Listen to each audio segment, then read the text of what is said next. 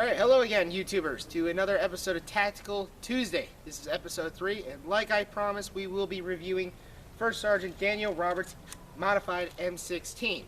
Now, originally, before he upgraded the battery barrel motor, No, still got the stock motor. I upgraded the battery. It's got an extended anodized aluminum type bore barrel.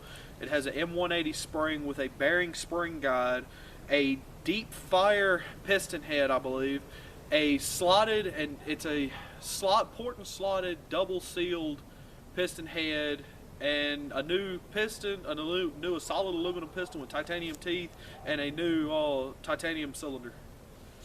Quite a lot. So he's upgraded. Pretty much the basic thing is the motor and the frame itself. Yeah. Pretty much. That's about all that's left original. So the instruction manual for what originally, before he did all the work in this, was 390. We're about to chronometer it. After all the upgrades, we're going to have to take the book at its word. That's really what it was supposed to be. Yeah, I never had a chance to chrono it before I did all the upgrades. Alright.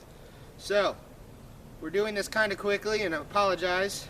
We only have a little sunlight left, so let's get to it.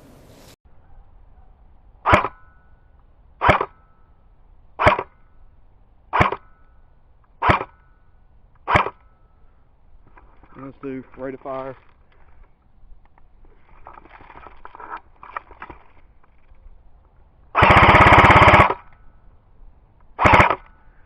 I don't think that's working correctly.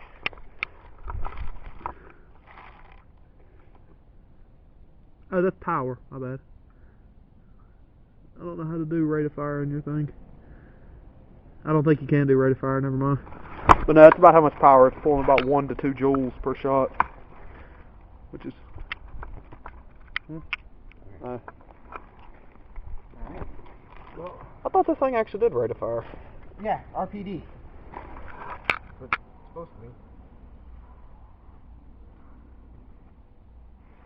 Oh, there it is, RPS. I was pushing the wrong button for that. Hold on, I want to test that one real quick. Just out of curiosity.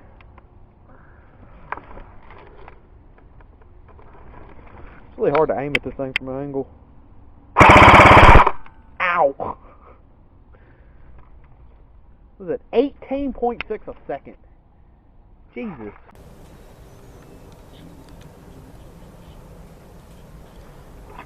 Alright, right now we're going to test the accuracy of the modified M16. He will be firing from approximately 15 meters away from a standing position. We are going to do a single fire test, and then he's going to move to another position, single fire test, braced against a tree, and then he will be doing a fully automatic. And shredding the target. Ready! Ready! Alright, fire!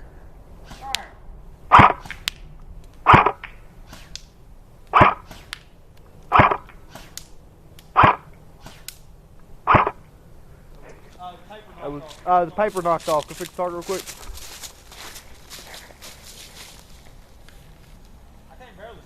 I can't barely see it with the laser shining off of it. Hit it once or twice. That's because it fell off. Ready! Ready! Fire! Fire!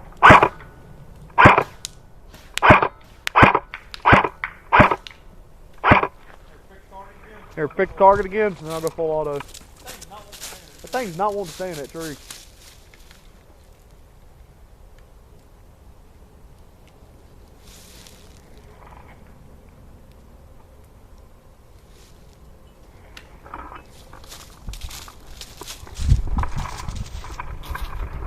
Alright, from bracing position. Moved up by 10 yards. That tree wiggles too much. Alright, moved about 10, firing at 10 yards now. Ready. Full auto. Ready. Full auto. Fire.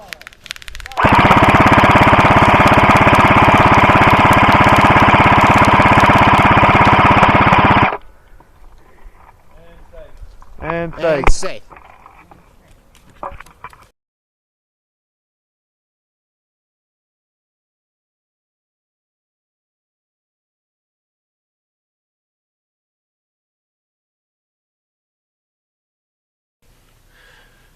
And for the sake of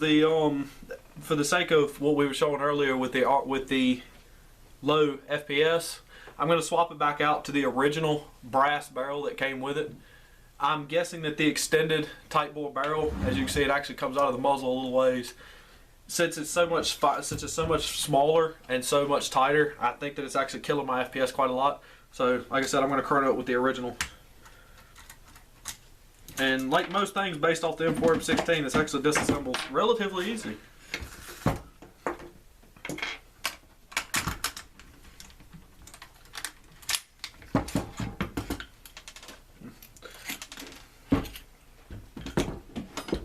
And for a note, for those out there who actually know what I'm talking about in this case, this gun actually does have a version 2 gearbox in it. It makes it cheaper to upgrade it. It's actually a little bit easier. So, yeah.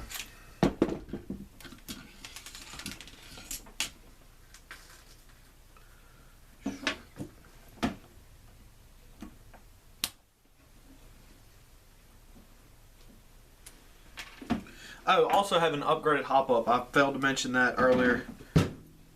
I believe it's a deep fire hop-up, stainless steel. Where's it at? There it is. Stainless steel deep fire hop-up. And it actually has a pretty cool feature. It's got a rubber O-ring around the bottom where the clip goes into it that prevents the BBs from falling out when you drop the clip. So you don't have to waste those 5 or 6 extra shots.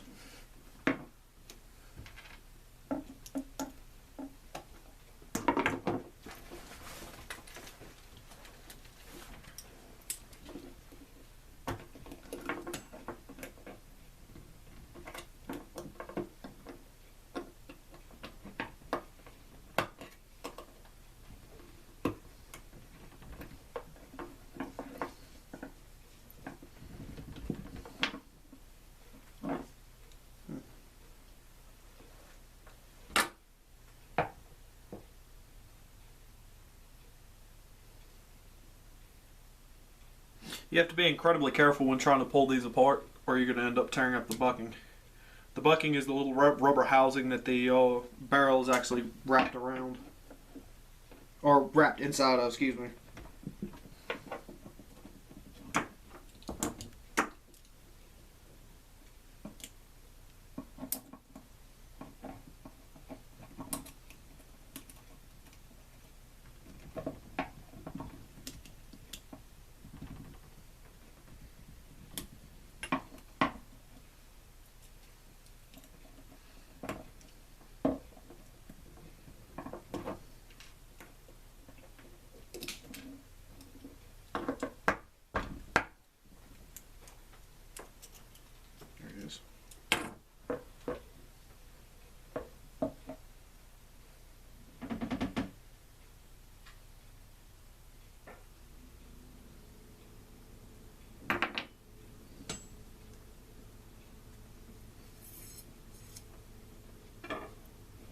See?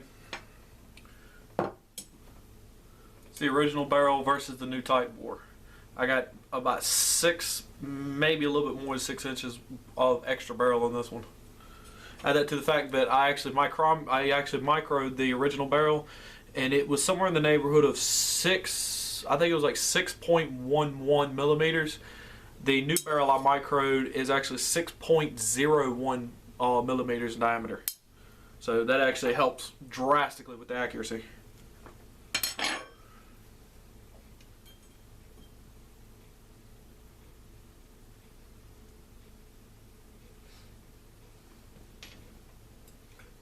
Never thought I'd be putting the original barrel back in this thing.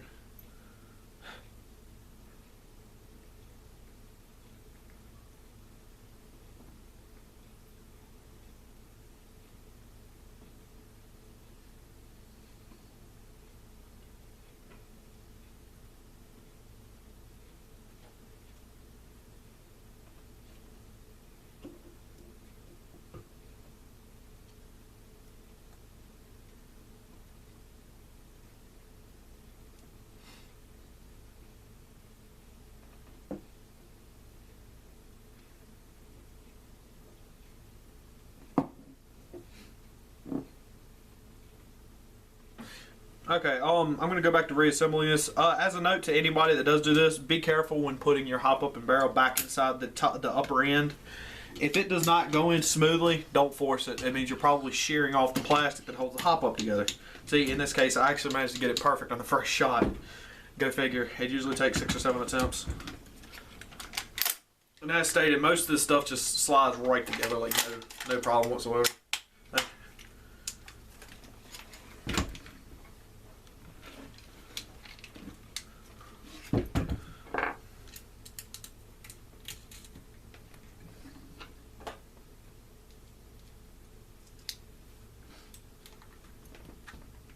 And there it is, completely reassembled. I'm gonna do the chrono now, so y'all see that. Alright, right now we are testing the single feet per second with the original barrel.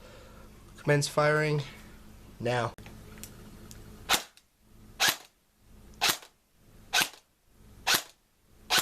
Still not that high, that's irritating. Well, there you go. It was peaking out at about 380. And safe. Alright, you just saw all the work we did with the feet per second, the rate of fire, and then you saw us switching out the barrels and testing the FPS again. Now, we'll show you a closer video, since it is now dark outside, of the accuracy of the target. Yeah, I'm actually relatively happy with this. As you can see, the target is very well shredded. This was all from 10 to 15 yards, and practically every shot hit the target until the target doubled over like this on a tree, and you can see it just kind of cut it in half. So, still very interesting. Still makes me pretty happy about the accuracy. Very disappointed about the FPS though. I thought for sure it would be a lot higher than that, but Alright, sorry to hear that. You didn't see our faces in majority of this video except the intro. We didn't have safety glasses on, but safety should always be first priority in playing airsoft. We had it on, our glasses on throughout the video that we were actually firing the weapon. Even chronoing it this last time inside of potential area Delta. Oh, well, yeah, eventually, just as soon as we figure out whether or not we can get people to drive this far, because we're quite a ways out from home base. So this is actually the first footage of, you didn't get to see much or any of the exciting parts of the Delta area, but you got to saw the mountains in the background, so that sounds for something. So please like, subscribe, comment, message, visit our Facebook page on Tactical Airsoft Brigade, and remember, stay safe.